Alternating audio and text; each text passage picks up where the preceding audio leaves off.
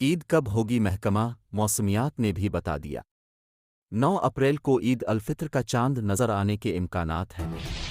महकमा मौसमियात की जानिब से पेश गोई की गई है कि मुल्क में 9 अप्रैल को ईद अल फित्र का चांद नज़र आने के इम्कानात हैं।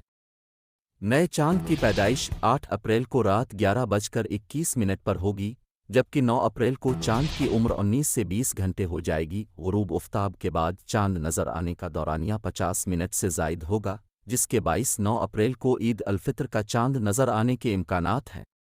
महकमा मौसमियात ने बताया है कि 9 अप्रैल को मुल्क के ज़्यादातर मकामात पर मतला साफ रहने का इम्कान है, अलबत्ता शुमाली इलाकों में हल्के बादल छाए रह सकते हैं।